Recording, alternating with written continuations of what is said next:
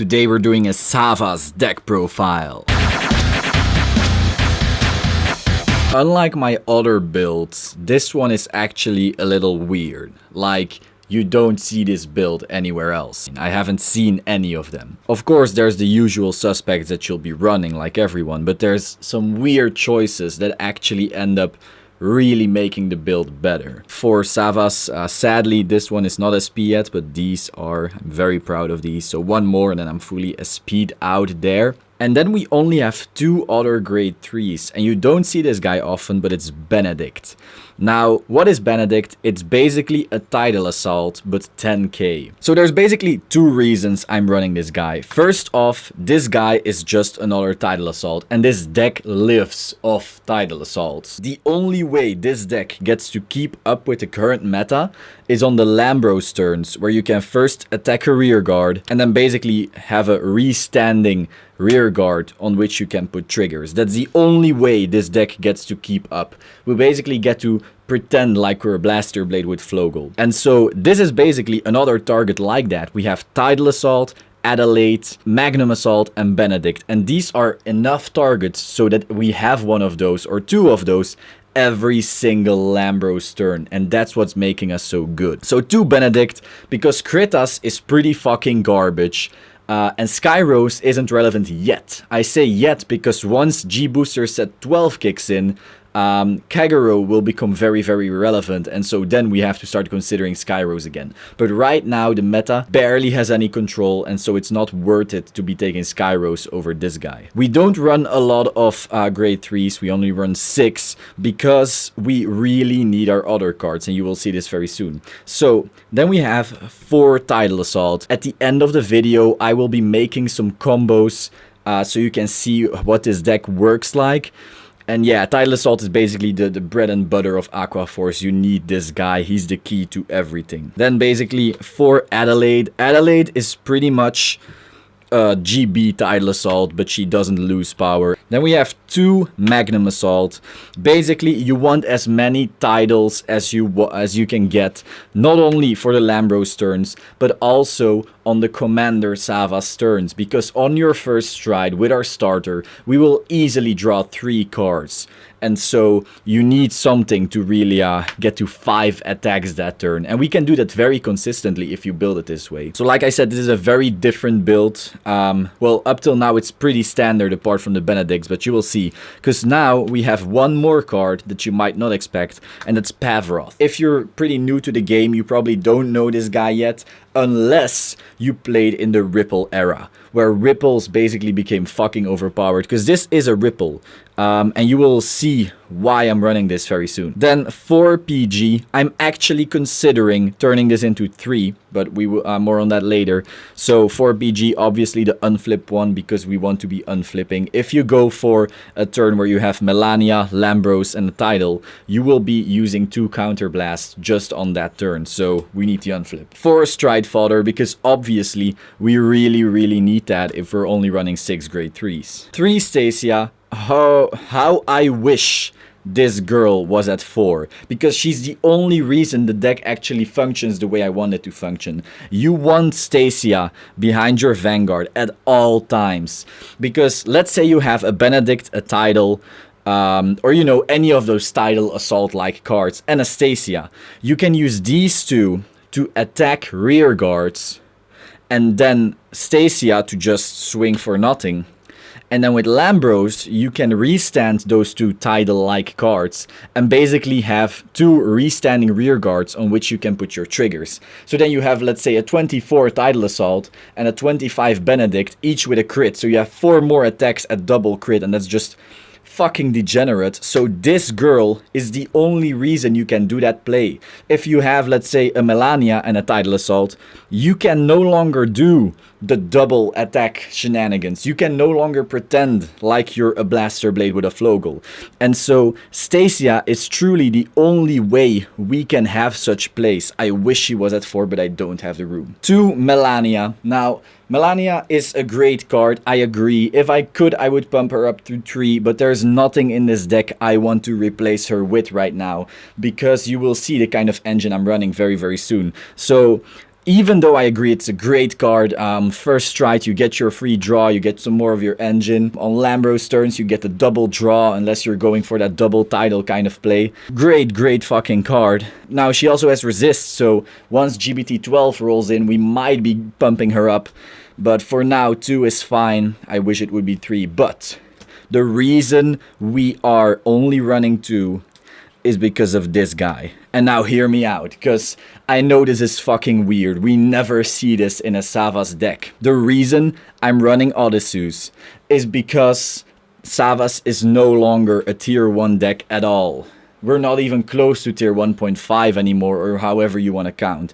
Thavas just can't keep up with Nitros, Gear Chronicle, and so forth. We need something that's a little ridiculous and can really make us win the early game.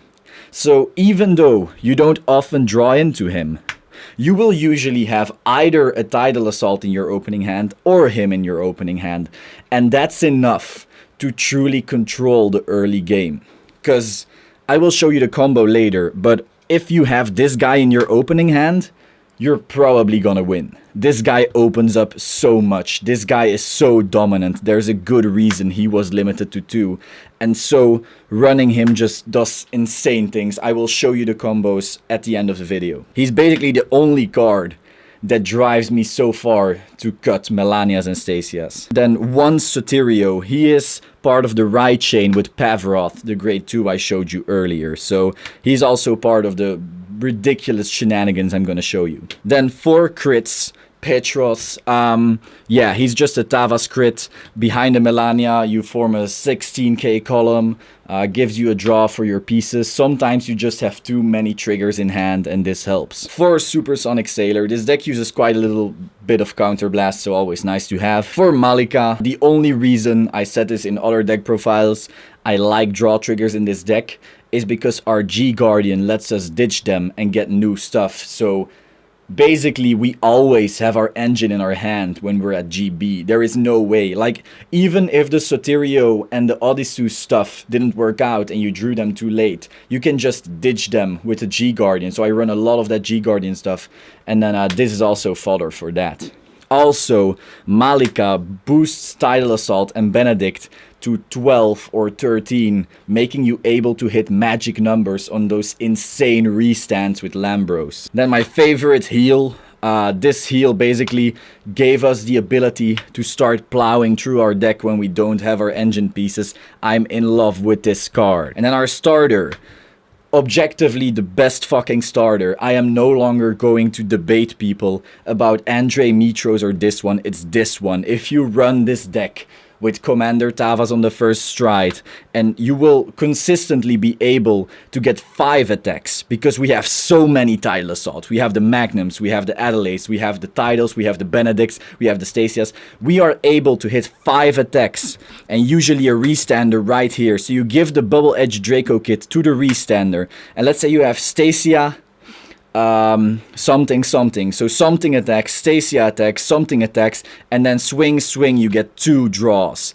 If you then used Commander Sava's skill to, let's say, pump up that Adelaide to 16k, you have a 16k card that attacks twice with 2 draws, and then you can pump critical triggers on it. This is degenerate. You will always get this because we only run Magnum, Adelaide, Tidal, and Benedict. There's so many cards in this deck that can restand that Bubble Edge basically always gives us 2 draws instead of 1, making it so much better than Andre. Andre is fucking irrelevant as well because everything in this deck restands already. And Mitros, well yeah, Mitros, I can see why you'd want to run him, but he's very clunky in the attack setups we can get right now. Because let's say you have a Stasia right here, Commander, Melania, and Tidal. Mitros just doesn't have room to do what you want to be doing. So, this is the only way. I will not debate. This is the best starter. Then for strides, and oh by the way, look at this beautiful Ren sleeves. I'm so happy with these. Anyway, for Lambros, insane card, best card in the deck. People were saying like, oh, Wailing is so amazing. I always go in Wailing now. That's not fucking true if you run it this way, because Lambros just, you usually have 2 cards restanding again, so you have like swing, swing, swing, swing, swing, swing, swing, swing. You reach 8 attacks in a turn, and Lambros is just the facilitator. Then 2 SP Commander Thavas and 2 GR Commander Thavas. Great first stride. I usually don't go into it late game, but if you're going up against Chaos, that's still a very, very valid option. 2 Wailing, because obviously it's still a great card, it's just that I love Lambros way more. This guy can wipe fields, and it's also a great finisher. If you're able to follow your opponent's hand and you see, okay, all his heals are gone and he has 1 PG,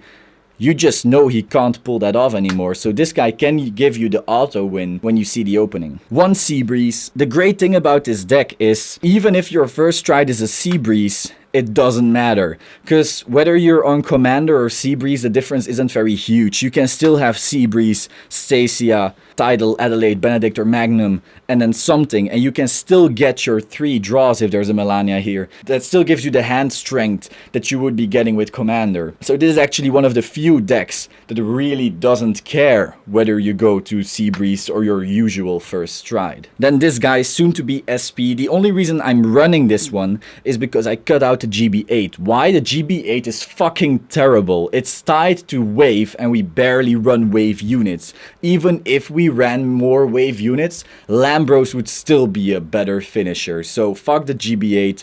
This is a very handy card because A, a lot of decks these days have multi-attacks, and B, a lot of people swing with Vanguard first, and so having that 36k on the first battle is so handy. Next up, this one. I actually cut one of these Fighters Collection G-Guards for this one because you often want to be throwing away, let's say, a grade 3 or a grade 2, and then you're like, damn, I can't do that with the heal trigger, so then we go into this one to really ensure that we can always fix up our hand. Then 1 Dismal. You never know when you desperately want to protect your Tidal Assault, but honestly, I usually have like 4 backups in my hand because Adelaide, Magnum, and so forth. I told you so many times already. And then 2 of these. These are such lifesavers. Like, you don't have a PG, that's too bad. This girl will usually still bring your Vanguard up to 41k, give everything resist, and also you get your draw. You get your ditch and draw from your heal trigger, which can fix your hand, which is actually a thing I'm using quite a lot. So now let's go into the actual reasoning for why I build it this way. The setup that we will often have on first stride. Adelaide has her +2. Commander gives Adelaide +5. We use our bubble edge on Adelaide. So what you would then do is you would swing with 9 to some rear guard, right? Then you would go with 26 Commander Thavas. Then you would go with Melania, giving you a +1. And then if you got a critical trigger or a draw or whatever, you're swinging with 21 and a crit. You go, you draw, restand, you go and draw again. So you blew something up, you blew another rear guard up, which is amazing about Stacia because we have so much field control already, and then usually you're also swinging at rear guards, so they usually have to start sacrificing back row stuff they really want to keep. And so the Melania gives you a draw, but in another case, let's say something more unideal, let's say we have a Benedict, right? Because Benedict is super amazing and I don't get why we haven't been running this. Let's say that's the setup. Without a Stacia, let's say everything is going wrong, you can still go 10-5, doing absolutely nothing but giving you the battles. 26, and then you still have the draw.